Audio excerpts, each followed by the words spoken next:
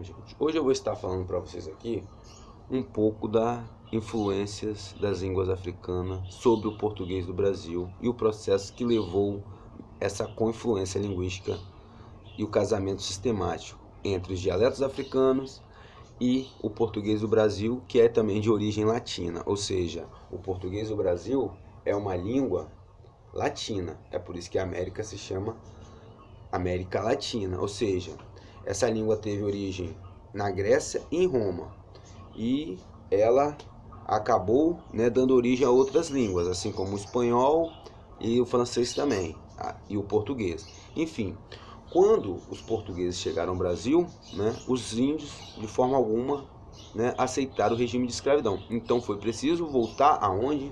No continente africano, para buscar essa mão de obra, porque precisava de gente para trabalhar, principalmente na terra, nos engenhos, enfim, e na Casa Branca, para fazer os trabalhos domésticos e pagar o preço, que os homens brancos realmente não queriam fazer. Então, quando eles lançaram, ao mar para voltar à África para buscar os negros, só que teve um problema. Os negros não falavam a língua portuguesa. Então demorou um tempo até que esses negros, pegassem a fluência no vocabulário. E a partir do momento que aqueles que pegavam a fluência no vocabulário, conseguiam se comunicar com a Casa Branca, o que ocorria? Eles já começavam a ser os preferidos para os trabalhos domésticos. E os preferidos eram os landinos. E entre os landinos e os crioulos ficavam os boçais. Porque os boçais eram os recém-chegados, que não falavam de maneira alguma a língua portuguesa. E os crioulos eram os mestiços, filho de branco com negro, ou negro com índio, ou branco com índio.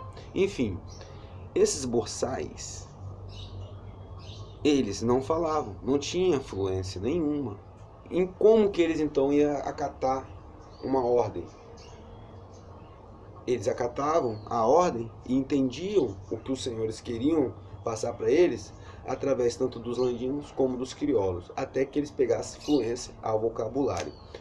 Um outro personagem, que foi decisivo nesse processo de dupla interação entre as línguas, a língua portuguesa e os dialetos africanos, foi a Mãe Preta.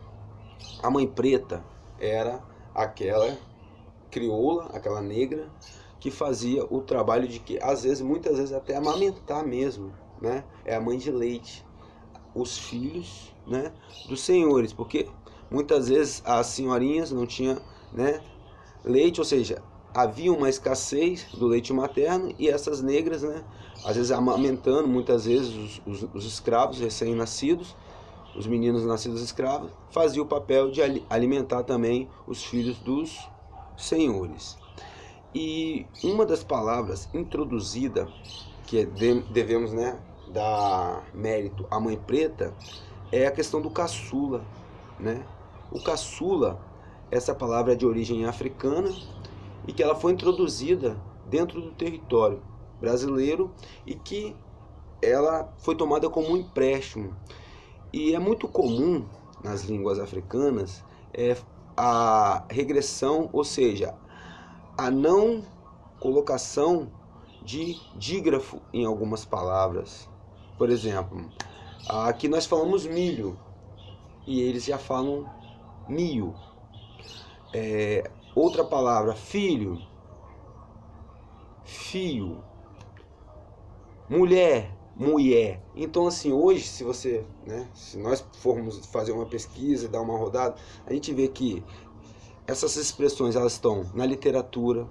Patativa da Soré, o poeta da roça, se vocês pesquisarem os trabalhos deles, vocês vão ver que vão ter muito dessas construções, nos falares das pessoas do interior.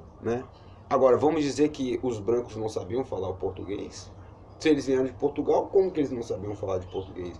O que eu estou querendo botar é o seguinte, que muitas palavras e muitas formas, muitas contrações, ou seja, muitas reduções foram sistematicamente introduzidas pelos negros. nos falares dos brasileiros. Então eu gostaria de deixar aqui para vocês, né, um abraço e até a próxima.